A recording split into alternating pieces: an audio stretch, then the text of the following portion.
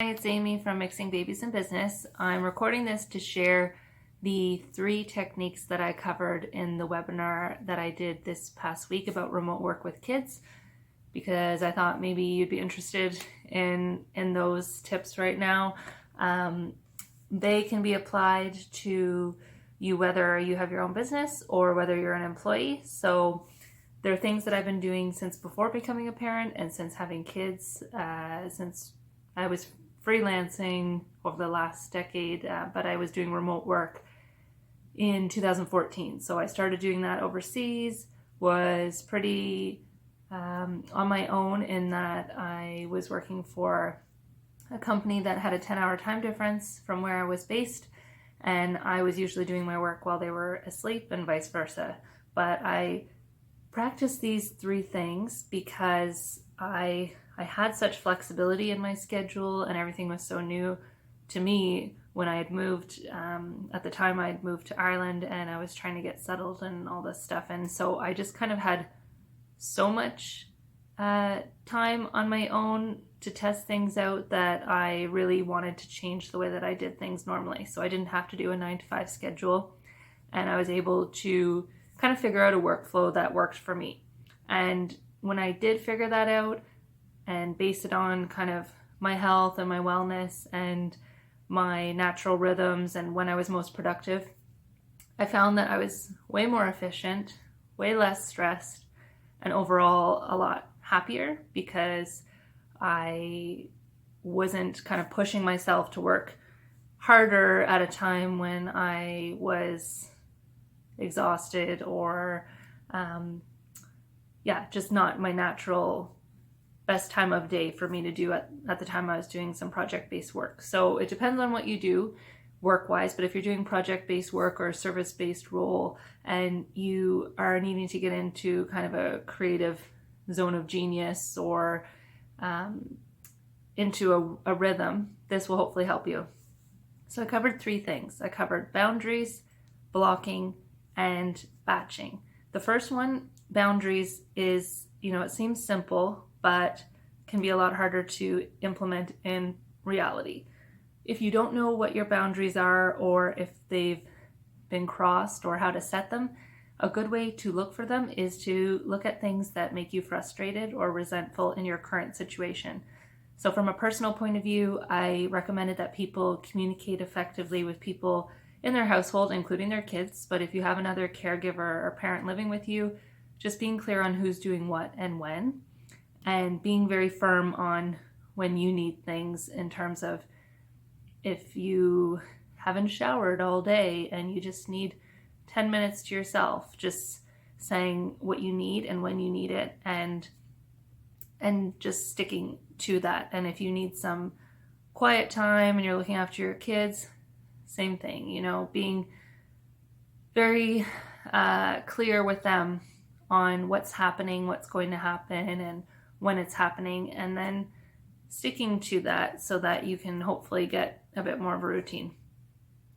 From a professional point of view, that might mean deciding when you respond to things and how you respond to things. So you might not respond to people's texts, or you might not schedule meetings at certain times of the day, like breakfast or close to dinner time, because maybe you are getting your kids ready in the morning or trying to do school pickup, or if they're at home with you full time, having a meeting at 4 o'clock is maybe just too close to that time when they're going to start to get hangry. So maybe you're trying to schedule all your meetings between 10 and 2, something like that, or sticking to an email response time that is a window of time that you clearly explain in your autoresponders or with your colleagues or your clients, so that people aren't waiting for you to respond, and if they are, they know when to expect it by, and if it is more urgent, they can pick up the phone or try to schedule a meeting with you.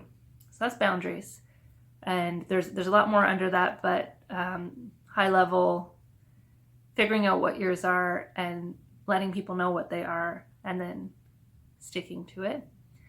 Number 2 is I covered blocking. So time blocking is what I talked about, and I have a free template that you can download at the link in my bio that is a Google Sheets file that you can also use as an Excel file. And it's a time blocking example for a weekly schedule. So I've broken it down by morning, afternoon, and evening, where you can block in chunks of time for your work, for your home stuff, like your life admin stuff, or caregiving. And the third one is for self. So your own health and wellness, and maybe hobbies or activities or things that are going to keep you refreshed and rejuvenated. So making sure that you're scheduling in.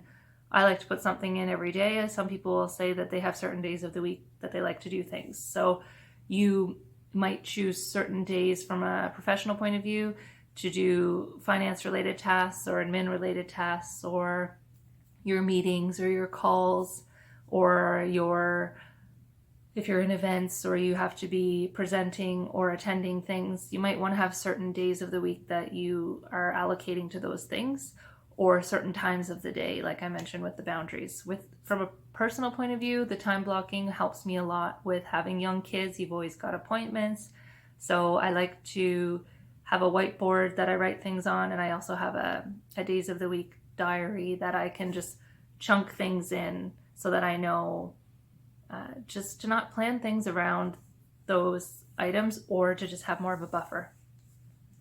So that's number 2, time blocking. And with that, I said to the webinar attendees that I also track my time, and you might find that odd, but I do it in 15-minute increments, because I found when I was doing billable work previously, when I worked in consulting or for an agency, that you're usually, billing your clients by an hourly or project-based rate anyways.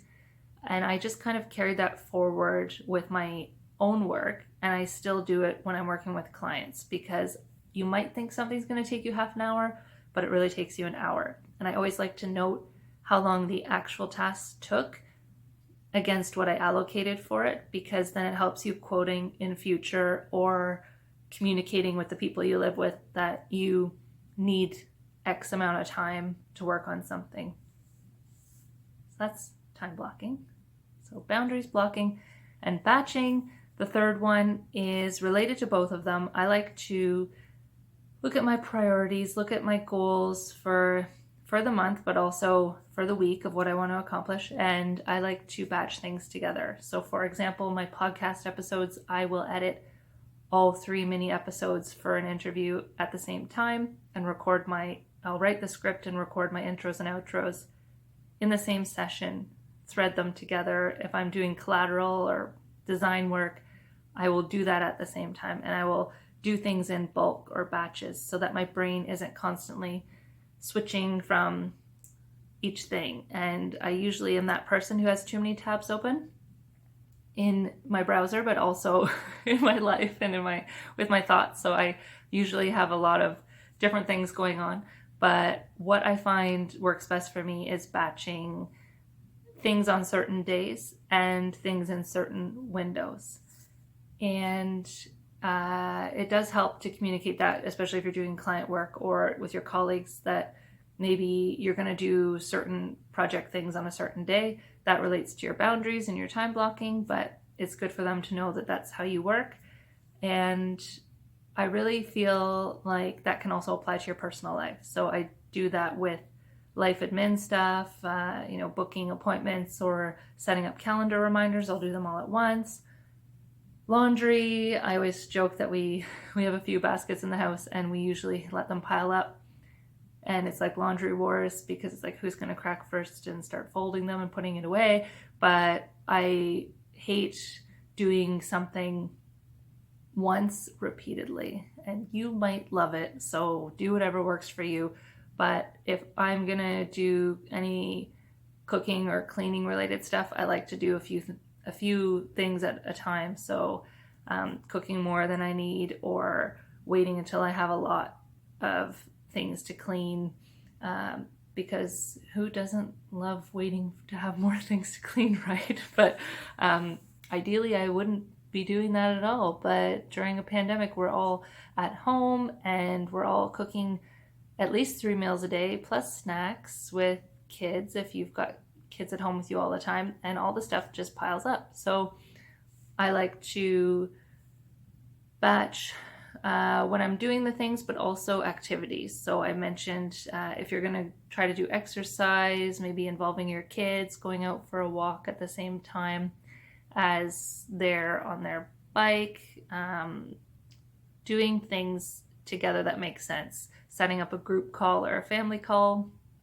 while you're with your kids so that they can talk to your relatives, and then also trying for you to be able to try to do something at the same time. So setting up a call that they're able to talk to someone that they haven't maybe seen in a while, getting their social interaction, but then also enabling you to do something at the same time while watching them. So trying to think of what you could batch together that makes sense in your personal life, and then also with your professional responsibilities or priorities. What things can you group together that makes sense?